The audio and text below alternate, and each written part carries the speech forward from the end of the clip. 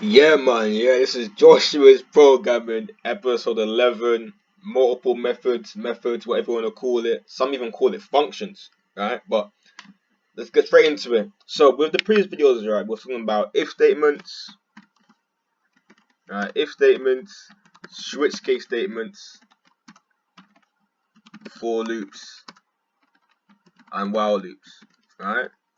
Now, these sort of it's either an iterative functions or a condition based function, or no, not a condition, sorry, an option statement, right? These sort of statements are, you can do it within a method, right? Now we're in the method right here, we're in the class, right? And then we have the method right here. But if you were to write a long program where we have multiple if statements, multiple for loops and while loops, and each so and so lines, right, they do different little functions and so on and so forth, right? What if we wanted to reuse a specific function within the main methods that we created this long program from?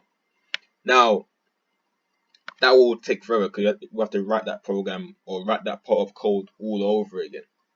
So to minimize this, right, we can create multiple methods, right? We could do public, static, void, method. Let's call it method 1. Or no, 1. Now, just like this main method where everything happens, right? Just write out the same thing. Now, this string argument, right? We'll get into that in another method or another video, right? But we can create multiple methods like this.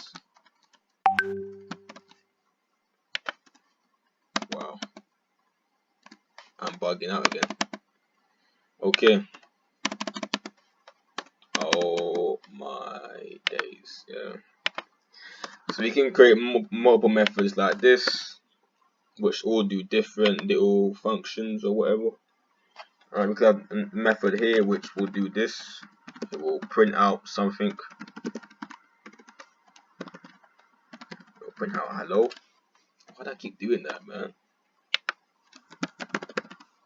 Dot out dot print line. No. This here will do a for loop.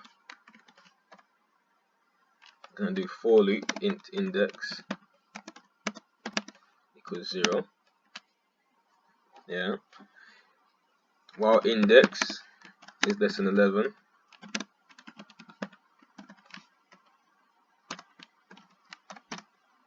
I wanna output something.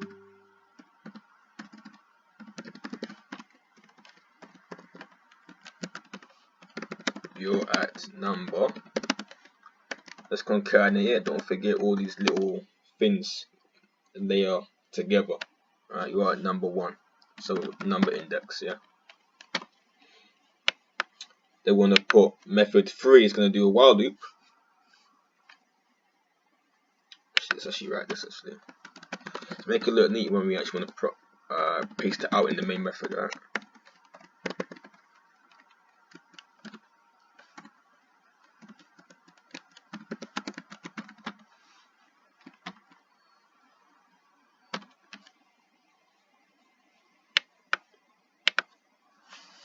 Then we're going to have method 3, which will be a while loop. I cannot talk today, you know.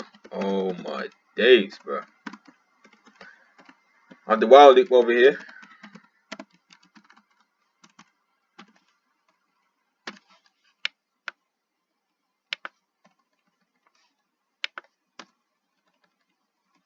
Alright. We're going to do while. Forgot. Let's create a variable.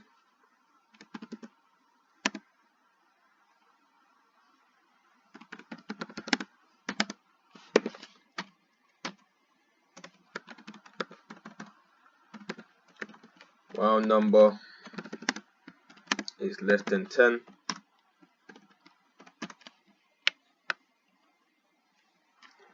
I'm gonna output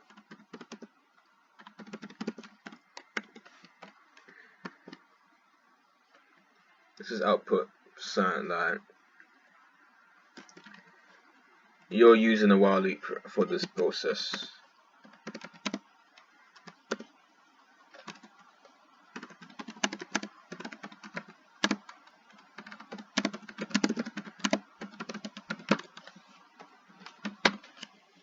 Alright, now this while loop and this for loop was mentioned in episode 10, I think, yeah, 10 and 9.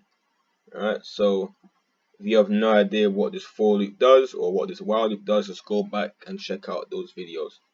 Okay, and that should be it actually. Okay, now these methods, they all have their different functions and whatever. Okay, now we're going to use the switch case statement to do something else. Now we're gonna, oh yeah, we're gonna use a scanner for this as well. Oh, this here is when Java gets fun, man. Import java.util.scanner. Okay, we're gonna initialize an object of the scanner class real quick. Let's make it called user input equals new scanner.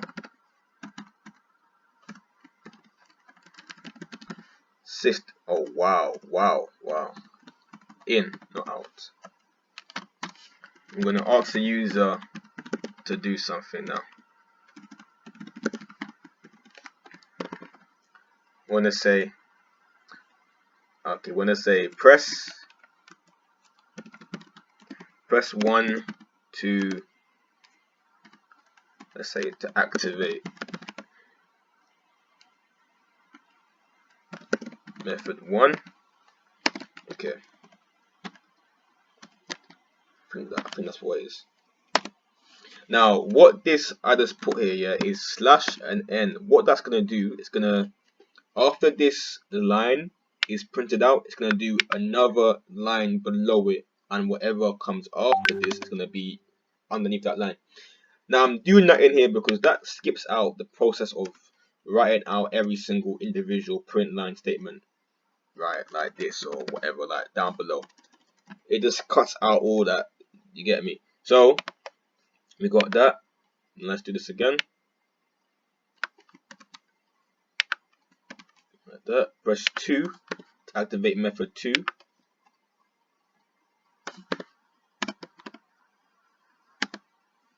Only press 3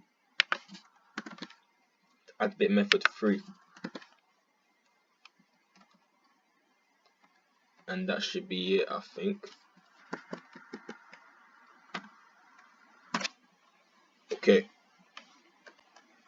Okay, yeah, cool.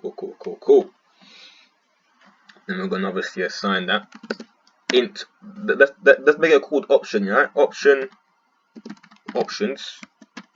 It's going to equal sign like user input. What the hell? User input dot next int. I'm bugging out on this episode, man. Okay, we're gonna do the switch case statement. We're gonna make the switch case condition options, right? And we're gonna do something like this, which is case 1. And we're gonna call the method. I want to call the process. I want to call the function which does so and so, which is method 1. Method 1, like that. Simple. Then now I want to call method 2, 3, so on and so forth, right?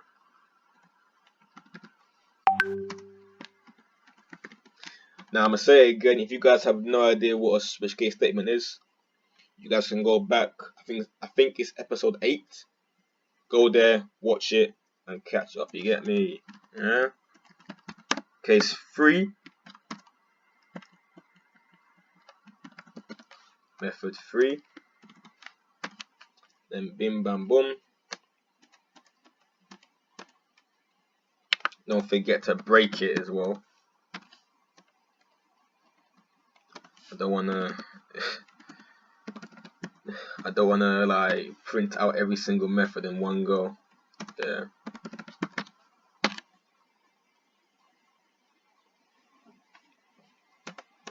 And let's do a default.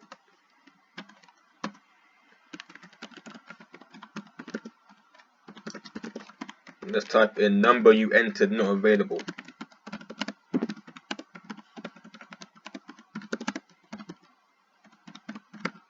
Is that it? I don't know anymore, money, if I'm spelling that correctly or not. Right? So what this is going to do, we're going to ask the user, press 1, 2, or 3 to do this and that. After that, we're going to go through another thing and so on and so forth, right? So let's see how this works right here. Press 1, hold on, let's actually do this right here.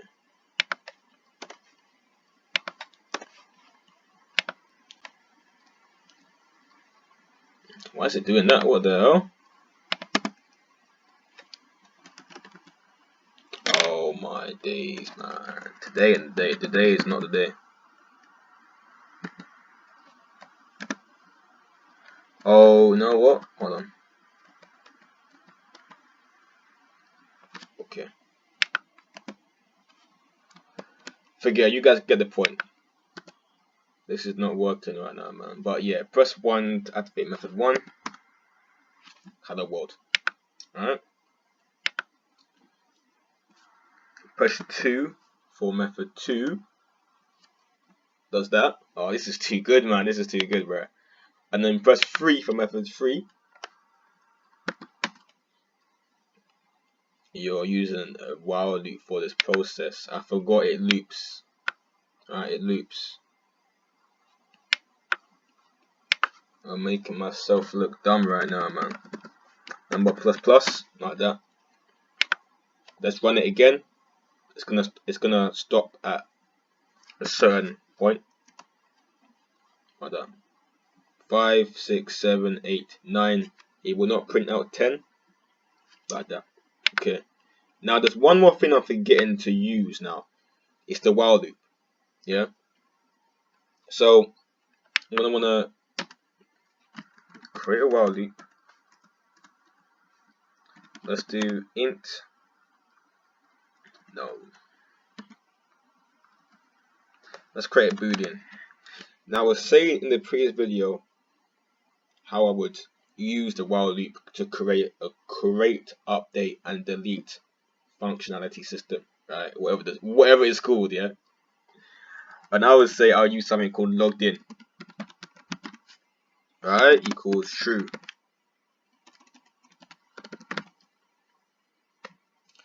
Just like that. But for this case, let's call it active. Oh, why is it doing that, bro? Active equals true. Okay. I'm gonna do while active. We're gonna put everything in here into this part right here. So we're gonna copy this, Control C, delete, and Control V.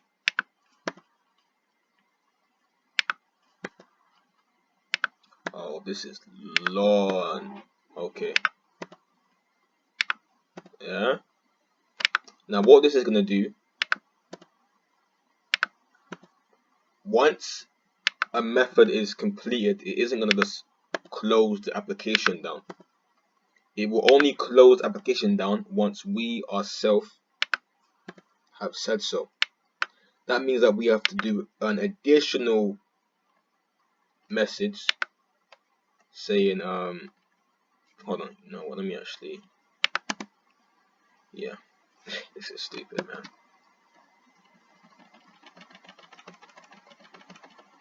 Okay, cool.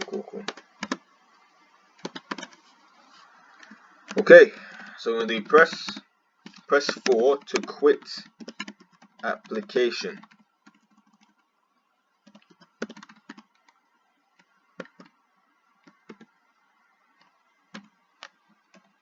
Okay, now after that, wanna go into this right here, do it above the default, case 4,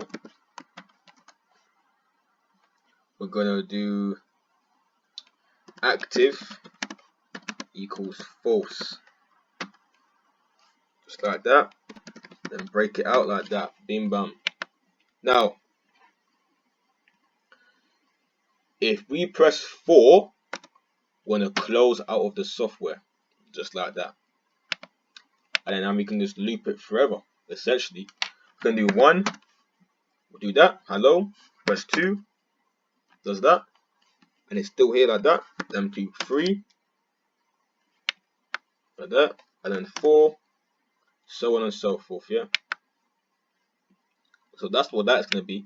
Now I'm gonna use this exact formula of the while and the scanner, the switch case, the multiple methods which do multiple functions and operations, whatever, the increment, decrement, for loop, while loop, if statement, all of that, all of these sort of things right now will be used from now on, because I'm gonna go through the CRUD application, the currency converter, the weight conversion, random password. That's all gonna be in the future, right?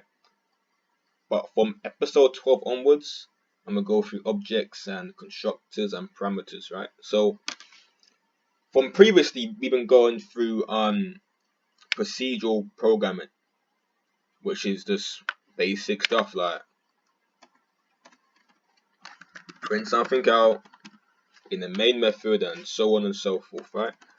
But when you include methods into things and multiple classes, because you can do more than one class, you can do several.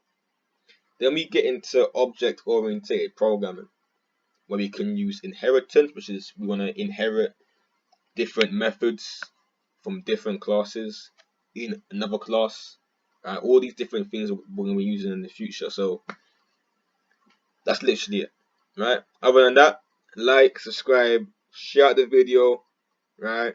Other than that, keep on doing Java or Python or Ruby or whatever, C++, C, whatever you're using, keep on doing it. Other than that, I'm out.